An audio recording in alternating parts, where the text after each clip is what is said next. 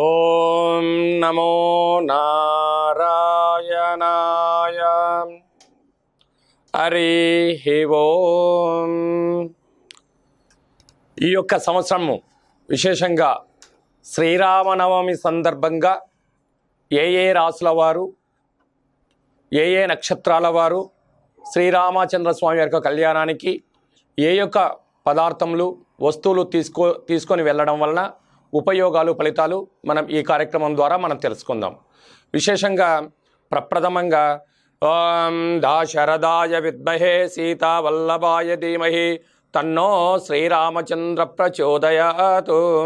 హరి ఓం. ఈ సంవత్సరానికి చాలా విశిష్టతగా భావించడం జరుగుతుంది.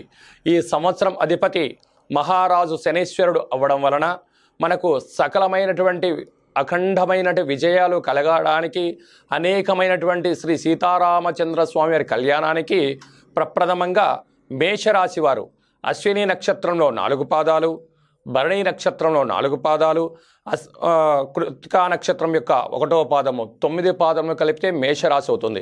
ఈ మేషరాశి వారు ఈ యొక్క సంవత్సరము స్వామివారికి ఎరుపు వర్ణము కలిగినటువంటి పట్టు పీతాంబర వస్త్రములను తీసుకొని వెళ్ళి స్వామివారికి సమర్పించడం వలన వారికి అఖండమైనటువంటి ఆయురారోగ్య స్థితి కలుగుతుంది.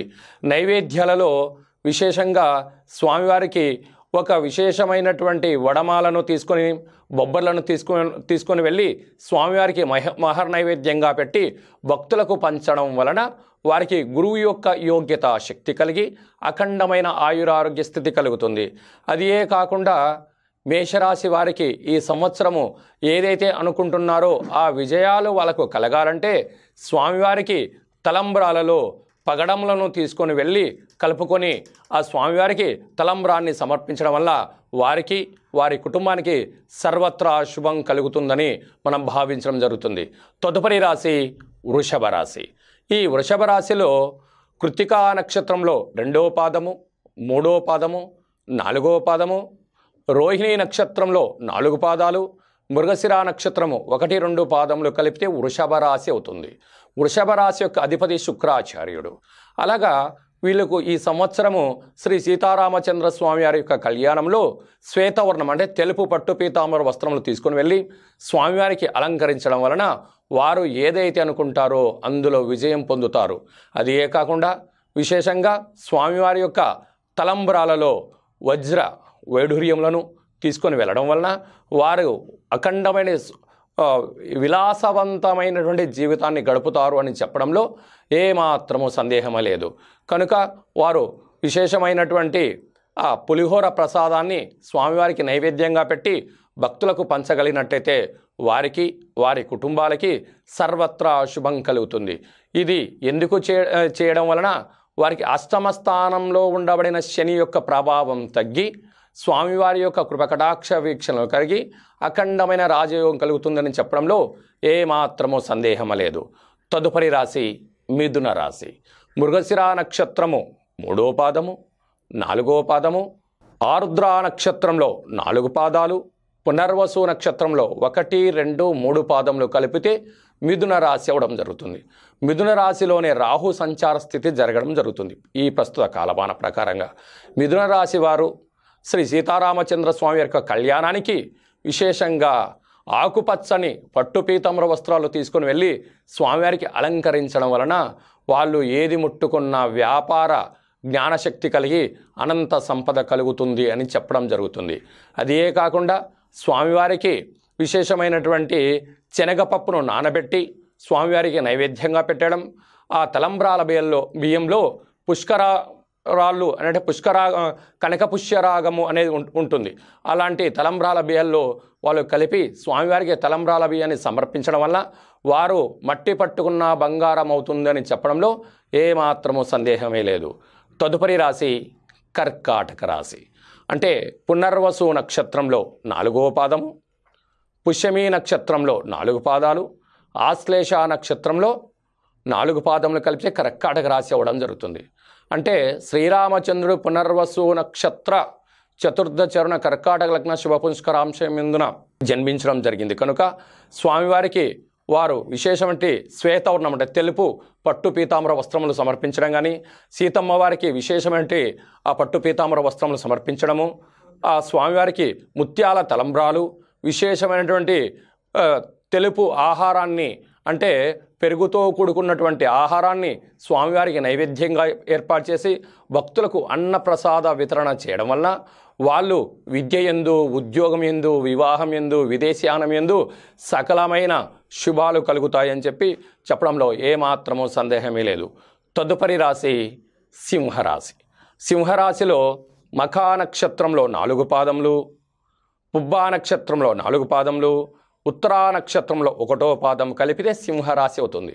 సింహరాశి జాతకులు ఈ సంవత్సరము శ్రీ సీతారామచంద్ర స్వామి వారి యొక్క కళ్యాణానికి విశేషంగా ఎరుపు పట్టు పీతాంబర వస్త్రములు సమర్పించడము, స్వామివారికి తలంబ్రాలలో కెంపులను తలంబ్రాలలో వారికి అందజేయడము, అక్కడ విశేషంగా బొబ్బర్లతో కూడుకున్నటువంటి ప్రసాదాన్ని ఏర్పాటు చేయడము, అన్న ప్రసాద వితరణలో ఆ స్వామివారి యొక్క ప్రసాదాన్ని కలిపి భక్తులకు పంచడం వలన వారికి అఖండమైనటువంటి రాజయోగం కలుగుతుంది. రాజకీయ ధురంధరులకు వారు ఏదైతే అనుకుంటారో ఆ పదవులు అలంకరించడంలో వాళ్ళకు సకలమైనటువంటి సులభతరం అవుతుంది. వారికి ఉండబడిన అడ్డంకులు తొలగిపోతాయి. ఎందుకంటే ప్రభుత్వాన్ని నడిపేది ఎవరయ్యా అంటే ఆర్డీఓ, ఎంఆర్ఓ, కలెక్టరు అంటే సెక్రటరీ ఆఫీస్లో ఉండబడినటువంటి ప్రభుత్వపు అన్ని శాఖలతో వారికి పనులవ్వడం, వారు ఏదనుకుంటే ఆ పనుల్లో వాళ్ళు విజయం సాధించడం జరుగుతుంది. కనుక సింహరాశి వారు ఈ పదార్థాలను సమర్పించడం వలన వారికి శ్రీ సీతారామచంద్ర స్వామి వారికి ఆశీస్సులు ఉంటాయని చెప్పడంలో ఏమాత్రమూ సందేహమే లేదు. తదుపరి రాశి కన్యరాశి. కన్యరాశిలో విశేషంగా ఉత్తరా నక్షత్రంలో 2వ పాదము, 3వ పాదము, 4వ పాదము, హస్తా నక్షత్రంలో 4 పాదాలు, చిత్తా నక్షత్రంలో 1, 2 పాదములు కలిపితే కన్యరాశి అవుతుంది. కన్యరాశికి ప్రస్తుత కాలమాన ప్రకారంగా అర్ధాష్టమ శని సంచార స్థితి జరుగుతుంది.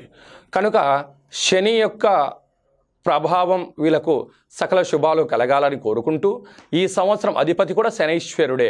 కనుక వీరు శ్రీ సీతారామచంద్ర స్వామి వారికి విశేషంగా ఆకుపచ్చపు పట్టు పీతాంబర వస్త్రములను స్వామివారికి సమర్పించడము, నైవేద్యంలో వీళ్ళకు విశేషమైనటువంటి పెసర్లతో కూడుకున్నటువంటి పప్పును అక్కడ ప్రసాదంగా వితరణ చేయడము, తలంబ్రాల బియ్యంలో మరకతంలను తీసుకొని వెళ్ళి అక్కడ కలపడం వలన వీరికి సంపూర్ణమైనటువంటి శనేశ్వరుడు యొక్క ఆశీస్సులు తీక్షణ తగ్గి శనేశ్వరుడు యొక్క ఆశీస్సులు కలిగి వీరు ఏదనుకుంటే దాన్ని సాధిస్తారు అని చెప్పడంలో ఏమాత్రము సందేహమే లేదు. తదుపరి రాశి తులారాశి. తులారాశిలో చిత్తా నక్షత్రంలో 3వ పాదము, 4వ పాదము, స్వాతి నక్షత్రంలో 4 పాదాలు, విశాఖ నక్షత్రంలో 1, 2, 3 పాదములు కలిపితే తులారాశి అవ్వడం జరుగుతుంది. తులారాశి యొక్క అధిపతి శుక్రాచార్యుడు అవ్వడం వలన వీళ్ళు ఈ సంవత్సరం శ్రీ సీతారామచంద్ర స్వామి వారికి కళ్యాణంలో తెలుపు పట్టు పీతాంబర వస్త్రములను సమర్పింపజేయడము, విశేషంగా తలంబ్రాలలో పగడములు కానీ, వజ్రములు కానీ, పుష్యరాగములు కానీ స్వామివారికి ఏర్పాటు చేయడంలో వీళ్ళకు సకల శుభాలు కలుగుతాయి అని చెప్తారు.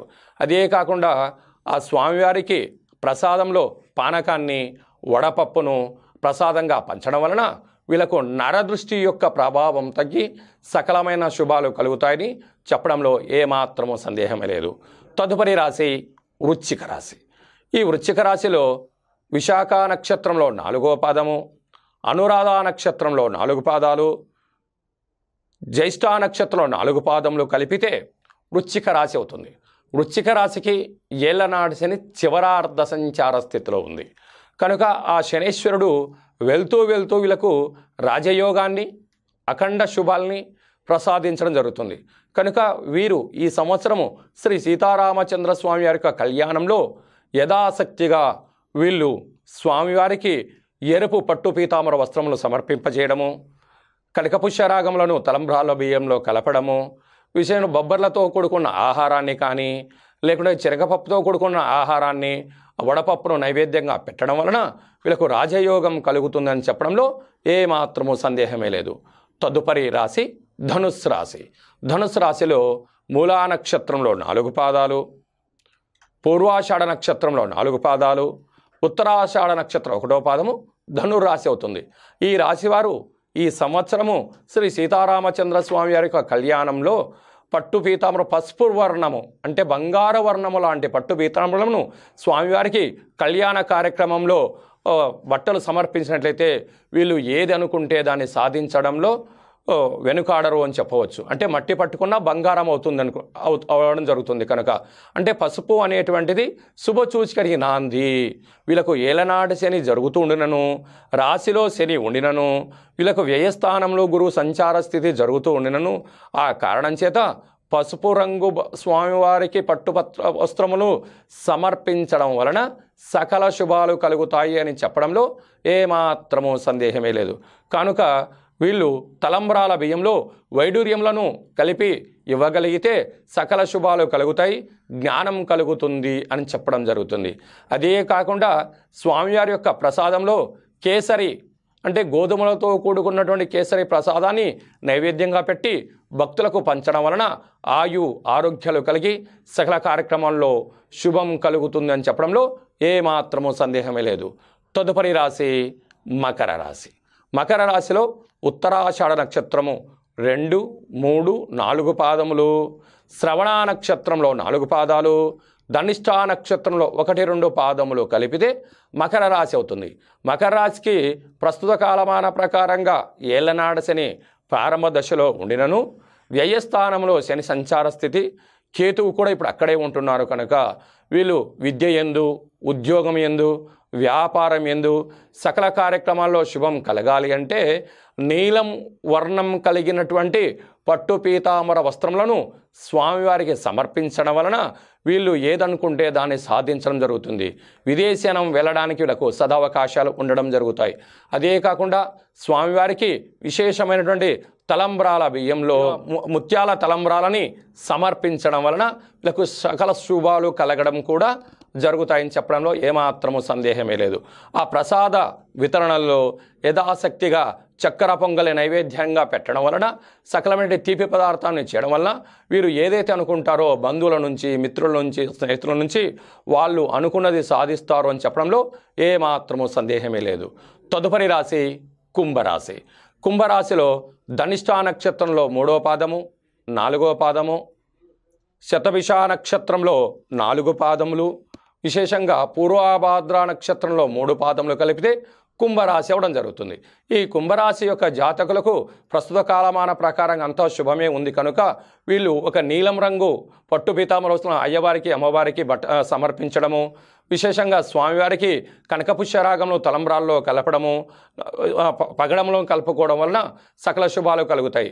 పానకాన్ని నైవేద్యంగా పెట్టి భక్తులకు పంచడం వలన వీళ్ళకు జల సంబంధమైన వ్యాపారాల్లో అనంతమైన సంపద సంపాదిస్తారని చెప్పడంలో వీరికి ఏమాత్రము సందేహమే లేదు. తదుపరి రాశి మీనరాశి. మీనరాశిలో పూర్వభాద్ర నక్షత్రం 4 పాదాలు, ఉత్తరాభాద్ర నక్షత్రంలో 4 పాదాలు, రేవతి నక్షత్రంలో 4 పాదములు కలిపితే మీనరాశి అవుతుంది. ఈ మీనరాశి జాతకులు స్వామివారికి పసుపు వర్ణం కలిగినటువంటి పట్టు పీతాంబర వస్త్రములు, స్వామివారికి విశేషంగా శనగపప్పుతో కూడుకున్నటువంటి బొబ్బర్లు, భక్ష్యాలు నైవేద్యంగా పెట్టడము, ఆవు పాలను స్వామివారికి నైవేద్యంగా స్వీకరింపచేయడము, పంచామృతములను భక్తులకు పంచడం వలన వీళ్ళు ఏదైతే అనుకుంటారో రుణ, రోగ, శత్రువుల నుంచి, నరదృష్టి నుంచి తప్పించుకుంటారని చెప్పడంలో ఏమాత్రము సందేహం లేదు. ఆ విధంగా ద్వాదశ రాశుల వాళ్ళందరూ కూడా యథాశక్తిగా శ్రీ సీతారామచంద్ర స్వామి వారికి భగవంతుడికి ఫలం, పత్రం, పుష్పం, తోయం అన్నట్టుగా యథాశక్తిగా, అంటే ఇంటికో పుష్పం శివుడికో మాల అన్నారు. అలాగే సంవత్సరం పొడవునా మనము శ్రీ సీతారామచంద్ర స్వామి యొక్క కళ్యాణంలో ఒక్కసారి మనం చేసుకుంటూ ఉంటాం కనుక స్వామివారికి యథాశక్తిగా అయినా వీలైతే తులసిమాల సమర్పించడం, వడమాలను సమర్పించడము, పానకమును, పంజానమును పెట్టడం వల్ల సకల శుభాలు కలుగుతాయి కనుక అందరూ శ్రీ సీతారామచంద్ర స్వామివారి యొక్క కళ్యాణంలో పాల్గొని స్వామివారి యొక్క తలంబ్రాలను గృహంలోకి తీసుకొని వచ్చి ఇంట్లో పెట్టుకోవడం, శిరస్సు పైన వేసుకోవడం వల్ల సకల శుభాలు జరగాలని కోరుకుంటూ ఓం దాశరథాయ విద్మహే సీతావల్లభాయ ధీమహి తన్నో శ్రీరామచంద్ర ప్రచోదయాతు. శ్రీ సీతారామచంద్ర స్వామి వారి యొక్క కళ్యాణంలో పాల్గొని ఆ తలంబరాల బియ్యంను గృహమును తెచ్చుకొని అవి ఇంట్లో పెట్టుకోవడం వల్ల సకల శుభాలు కలగాలని కోరుకుంటూ మా ఆశీస్సులు. సర్వే జనా సుఖినో భవంతు, లోకా సమస్తా సుఖినో భవంతు. సర్వం శ్రీరామచంద్రార్పణమస్తు.